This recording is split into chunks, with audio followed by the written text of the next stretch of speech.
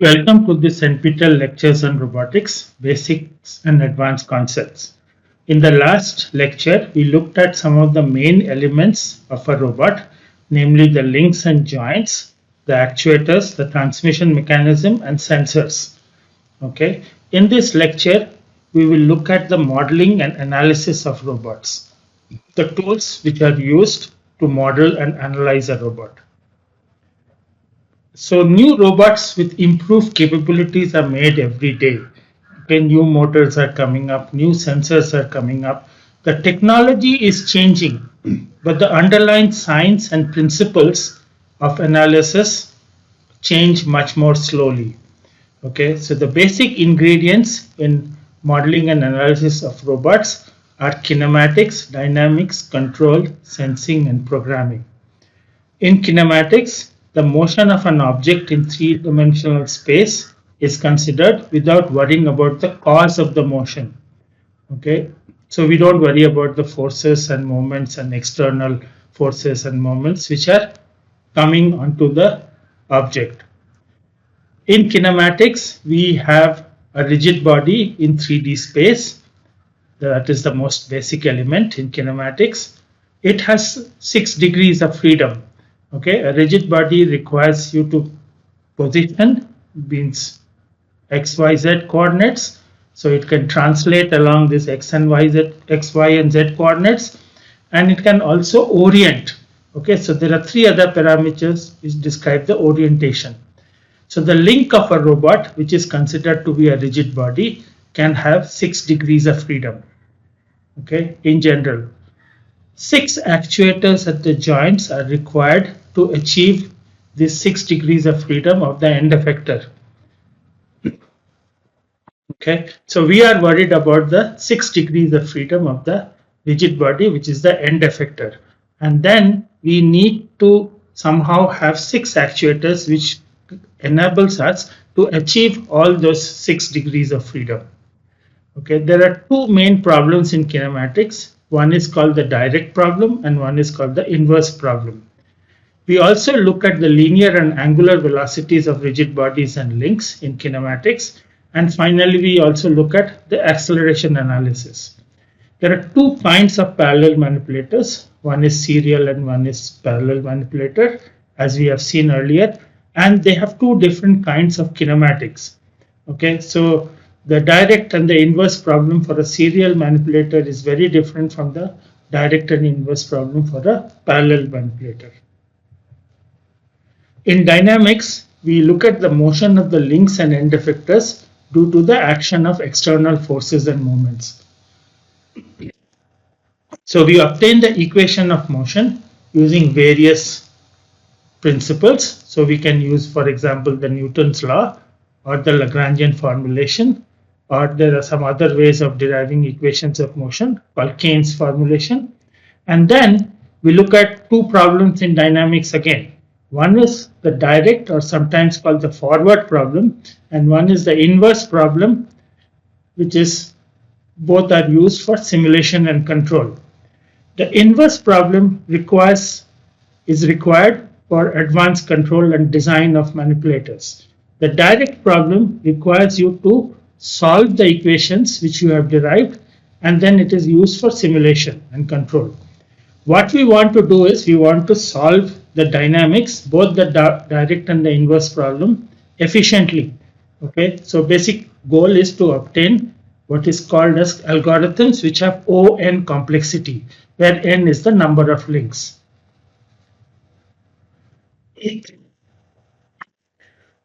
Once we have a desired motion, we need feedback control to achieve the desired motion.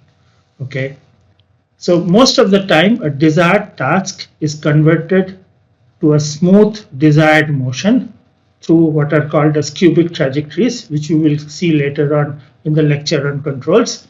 The controller ensures that the robot achieves the desired motion. Okay, typically a simple PID, or nowadays newer model-based controllers are used for improved performance. We can also control the force which the robot applies to the environment, and for this we developed or what are called as force controllers are used. So we sometimes need to control forces and sometimes we need to control position. So most of the time, the feedback control, which is used to control and obtain the desired motion, are implemented using modern digital microprocessors. Okay, so as the microprocessors are becoming better and better, we can control more number of links with the same processor, or we can use sophisticated model-based control, which requires large amount of computation. Okay, most of the time in a robot, a linear control scheme is used, which is, as I said, it's a simple PID control scheme, or as I said, sometimes newer nonlinear control schemes are also being used nowadays. Let's go a little bit deeper into kinematics. One of the most important concepts in kinematics is this concept of degrees of freedom. Okay, so the degree of freedom of a mechanism or a robot can be obtained by this formula, which is DOF is equal to lambda into n minus j minus 1 plus I equals 1 through j fi.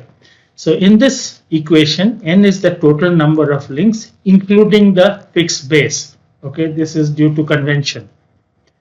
J is the total number of joints collecting only 2 links. So if a joint connects 3 links, then it must be counted as 2 joints. And Fi is the degree of freedom of the ith joint. So remember, if you have a rotary joint, it has 1 degree of freedom. If it has a prismatic joint, it has 1 degree of freedom. If you have spherical joints, it has 3 degrees of freedom. Okay, and this lambda in some sense represents the space in which the motion is taking place. So lambda is equal to 6 if the motion is taking place in 3D space, and it is 3 if the motion of the manipulator or the mechanism is in a plane.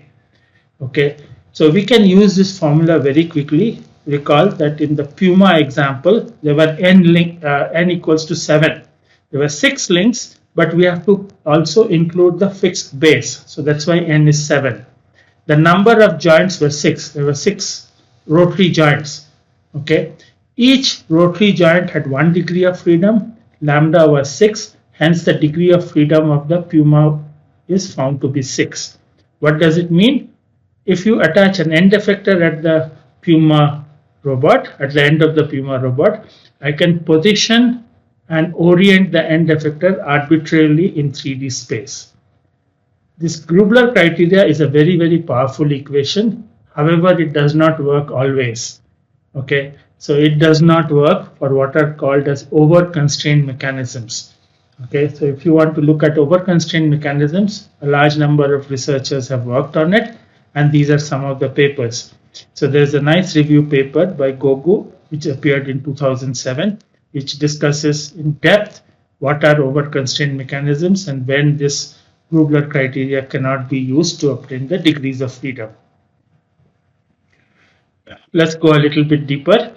The quantity DOF, which we calculate, is the same as the number of independent actuators. Okay, so if the DOF is 6, I cannot put 7 actuators. Okay, I can put 5, but then that is a special case. Those are called under-actuated mechanisms. The DOF also gives you the capability of the manipulator with respect to lambda. Okay, so if lambda were 6 or 3 and DOF is equal to lambda, then the end effector can be positioned and oriented arbitrarily. Okay, either in 3D space or in the plane. If DOF is less than lambda, then lambda minus DOF relationships containing the position and orientation variables must exist. Okay, so if you have a SCARA robot, which you will see later, it has 4 degrees of freedom, DOF is 4. So basically the end effector does not have 2 orientations possible. Okay, if DOF is greater than lambda, the position and orientation of the end effector can be obtained in infinitely many ways. These are called redundant manipulators. So these are also called snake manipulators. Okay, in one of the videos I had shown you a snake manipulator, which was developed in ISC. Typically, all joints in a robot are 1 degree of freedom joints. Okay, why? Because you need to actuate these joints. In some robots, especially parallel robots, okay, there are joints which are not actuated and hence they can be passive and you can have multi-degree of freedom joints. So most of the time J is equal to DOF. So example, in the Puma, the DOF was 6 and the number of joints was 6. Multi-degree of freedom actuated joints are rare in mechanical manipulators, but they are very common in biological joints. So for example, if you look at your shoulder joint, it has 3 degrees of freedom, but they are actuated using muscles. Okay, the arrangement is different. If you have a 3 degree of freedom spherical joint, and if you want to actuate all those 3 degrees of freedom, then you have to put 3 motors at the same place, and it is almost impossible. Okay, let's continue. As I said, there are two problems in kinematics of serial robots. One is called the direct kinematics problem.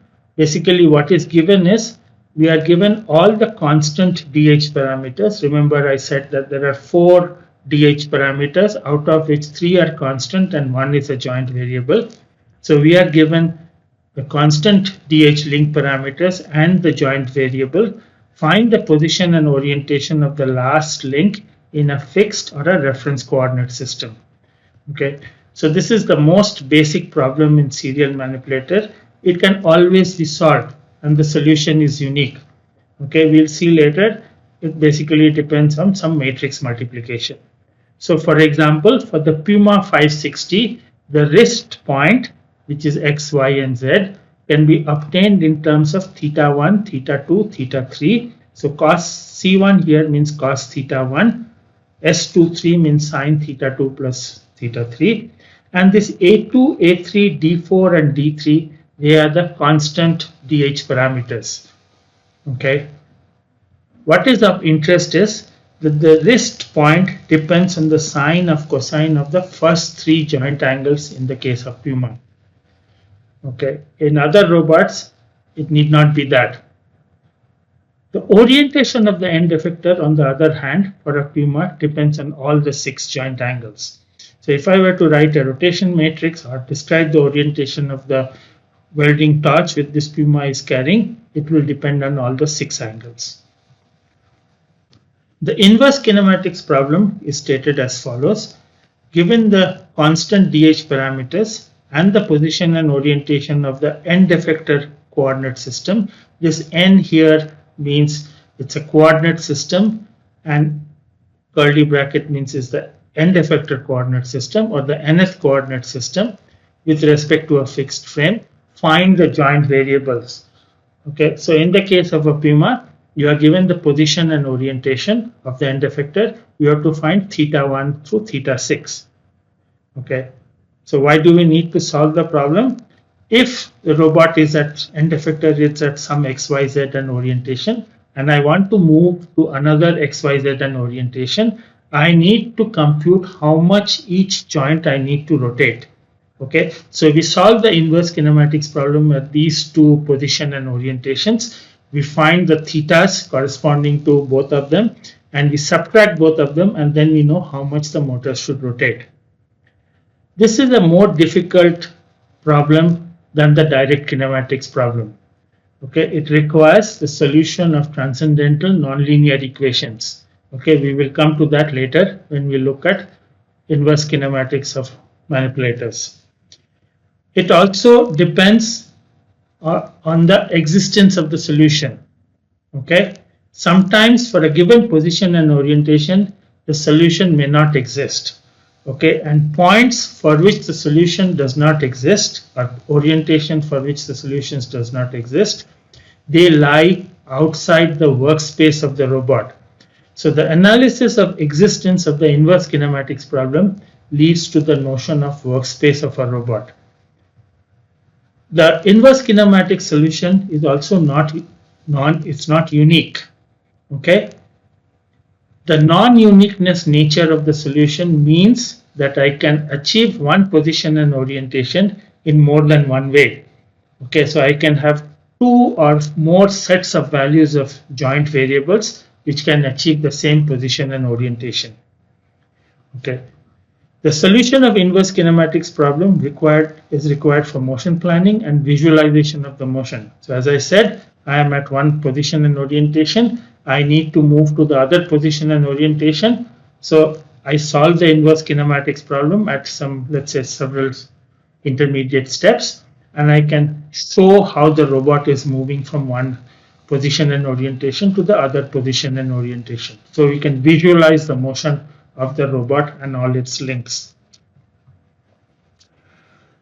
In kinematics of parallel robot, there are more complications. The first complication is the parallel robots have more than one loop and no natural output link. Okay, so it is not as if there's a fixed base, one joint, one link, one joint, one link, all the way to the free end effector. In a parallel robot, there are loops. Okay. The second complication is parallel robots have more joints than the degree of freedom. Okay, so several of the joints are passive, and since they are passive, they can be multi-degree of freedom joints. So, for example, in the Stewart-Gao platform, which I showed you, there was a spherical joint, okay, which is a 3-degree of freedom joint. So, in order to solve the kinematics of a parallel robot, we need to obtain constraint equations to solve for the passive joints in terms of the actuated joints.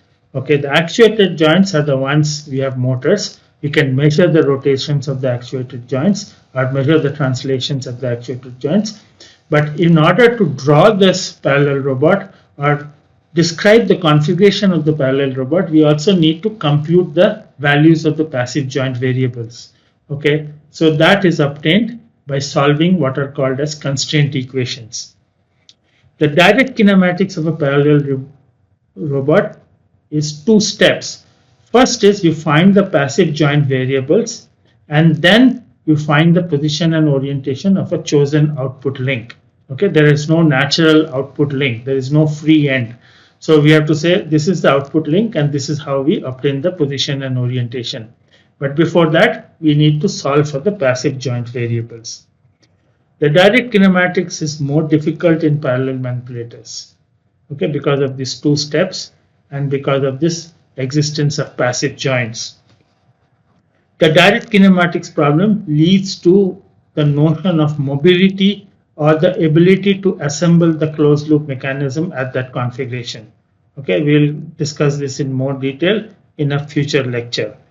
Okay, just like the serial robot existence led to the notion of a workspace, the direct kinematics problem in parallel robots leads to the notion of mobility. The inverse kinematics of a parallel robot is a much simpler problem. Okay, so the basic idea is you break a parallel robot into more than one serial manipulator. Okay, we solve the inverse kinematics for each one of these serial manipulators, and we can solve it independent of each other. We can solve them in parallel. Okay, and hence sometimes the word parallel manipulators comes from the fact that we can solve the inverse kinematics in parallel. One of the most challenging problems in parallel manipulator kinematics is the Stewart-Gao platform. Okay, the direct kinematics of a Stewart-Gao platform is very complex. A general Stewart-Gao platform is very complex, and only very recently they have been solved. In kinematics, we also look at the velocities of the joints and the links. Okay, so in velocity kinematics, we look at the linear velocities of the links of a robot from the derivative of the position vector. Okay, the angular velocity can be obtained from the derivative of a rotation matrix. Okay, we'll come to these things in more detail later. For serial manipulators, we can derive what are called as velocity propagation formulas. Okay, so we start from the fixed base, which is 0 velocity. Then due to the joint, the first link will have some velocity. Then due to the velocity of the first link, we'll add in some nice way the velocity at the joint of at the end of the first link, and we get the velocity of the second link, and so on. So we can propagate the linear and angular velocity from the fixed base all the way to the free end effector. For parallel manipulator, no such propagation formulas exist. Okay, why? Because there are loops, and we need to obtain the velocity of each link from the position vector and the rotation matrix. We cannot use this nice propagation formulas. The notion of a velocity, linear and angular velocity of the links of a robot, and the rotations at the joint, the rates of rotation of the joints, gives rise to what is called as a Jacobian matrix. Okay, so this velocity Jacobian matrix relates the joint rates to the Cartesian velocities of the links of a robot. Okay, and it's a very, very useful tool for velocity analysis. Okay, so it tells you that given the joint rates, I can find the linear and angular velocity of the end effector. And under certain conditions, given the linear and angular velocity of the end effector, I can find the joint rates. We can go back and forth. The Jacobian matrix also can be used to obtain what are called as singularities in the manipulator. Okay, so what is a singularity? At a singularity, the manipulator can be shown to lose 1 or more degrees of freedom. This is what happens in a serial robot. In a parallel robot, it can lose 1 or more degrees of freedom, but it can also gain 1 or more degrees of freedom. Okay, so these are also very, very important notions, conceptual things which we need to know in a robot. Okay, if you lose a degree of freedom, then you can show that certain joint rates become very high as we approach that loss of degree of freedom, and hence the controller needs to know. Okay, otherwise the controller can keep on supplying more and more voltage and it will fail. Okay, it can try to obtain the desired velocity and it may not be possible. Okay, so it can result in some problems with the controller. The overview of dynamics, let's look at it very briefly. In kinematics, the cause of motion was not considered. In dynamics, the motion of the links of a robot due to external forces and moments are considered. The main assumption is all links are rigid. Okay, we do not consider in most of robotics the flexibility of the links. As soon as you include the flexibility of the links in a robot, it becomes very, very complicated. Okay, the motion of the links of a robot, which are modeled as rigid, okay, are as ordinary differential equations. Okay, we can show that they lead to ordinary differential equations. As soon as you introduce flexibility and deformation, we get what are called as partial differential equations, and they are much more harder to solve. There are several methods to derive the equations of motion.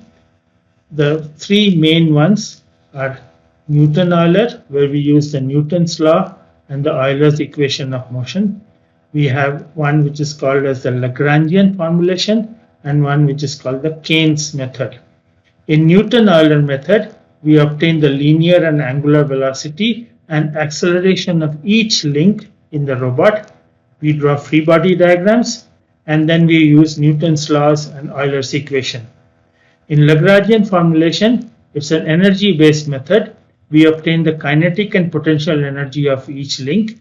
We obtain the scalar Lagrangian, which is nothing but the sum of all the kinetic energy minus sum of the potential energy. And then we do a set of partial and total derivatives and ordinary derivatives to obtain the equations of motion. In Keynes formulation, we choose the generalized coordinates and speeds, okay, obtain the generalized active and inertia forces and equate the active and inertia forces. Okay, so this is not very common, but there are claims of advantages of using Keynes formulation. Okay, each formulation has its own advantage and disadvantages. There are two main problems in robot dynamics. First is this direct problem, which is stated as obtain the motion of links given the applied external forces and moments. Okay, the inverse problem on the other hand is obtain the joint torques and forces required for a desired motion of the links. So I want to move the links with certain velocities and acceleration. What is the joint torques that are required? The direct problem involves the solution of the ODEs, ordinary differential equation. It is also sometimes called simulation. The inverse dynamics, on the other hand, is required to size the actuators. Okay, if you want to design a robot capable of doing certain motions, okay, then we need to know what is the power of the motor that we want. Okay, how to design the components to withstand the forces and moments which are occurring when the robot is moving. Okay, it is also used in what is called as advanced model-based control schemes. In both of these, the computational efficiency is of interest. Okay, we seek a linear complexity algorithm, or better, a log n complexity algorithm. Okay, and this is because now there are systems with many links. Okay, so we'll see later that this dynamics formulation, Newton-Euler formulation, have been applied to what is called as protein kinematics. Okay, so each element or the amino acid in a protein chain is assumed to be a rigid body, and then this protein will fold to a certain shape. Okay, so in order to find the motion of this chain, we have to solve the dynamics equations of motion. Okay, we have to derive and solve. So we need very efficient algorithms because the number of amino acids in a chain could be as much as 500. Okay, not in a robot. Robots is normally 6, 10, like that. You could have hundreds of elements in a protein. So the dynamics of parallel robots are complicated by presence of closed loops, as I said earlier. They give rise to what are called as differential algebraic equations. Okay, the differential equation comes from the derivatives, but we also have these constraint equations which are algebraic equations. So we need to solve both of them at the same time. These are much more difficult to solve than simple ordinary differential equations. A quick overview of control. So basically in control, we specify and generate desired trajectory of a manipulator in joint space or task space. Okay, most of the time cubic polynomials in time are used. Cubic polynomials gives you C2 continuity. Okay, even the accelerations are continuous. The goal of the control is to make the joint or end effector follow desired trajectory accurately. Okay, and in spite of external disturbance and internal parameter change. Okay, so what is accurately? It depends on what is the task. In some cases, we might want to follow within a millimeter of the desired trajectory. In some cases, it could be larger or smaller.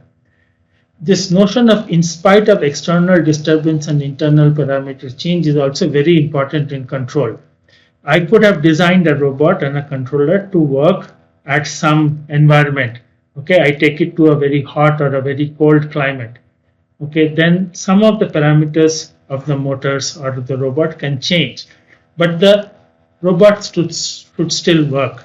Okay, so in spite of some external disturbance which is happening or internal parameter change, the controller should still work. A robot is a highly nonlinear system. Okay, we will see this later when we derive the equations of motion of a robot, that it has many nonlinear terms. Most robots still use linear control. Okay, and in particular, a proportional, integral, and derivative PID control is used. Okay, this works simply because most robots operate at slow speed and there are large gear reductions. Okay, if you move at slow speeds and there are large gear reductions, the effect of nonlinearity is reduced. Linear control does not give uniform performance in the entire workspace of the robot. Okay, as a result, several advanced nonlinear schemes have been developed and they can be shown to perform better. Okay, nonlinear control schemes use knowledge of the dynamics of the robot. Okay, one such scheme called computed torque control scheme, it partitions the controller into a part which is model driven, meaning it uses the dynamic equations of motion, and part which is PID. Okay, and it can be shown that if you know the model better, if you have a better knowledge of the model, the performance is better. A third important point in control is that position control is not enough. Okay, control of force is required when in contact with environment. Okay, the robot needs to apply certain force. It needs to grip an object and not break it.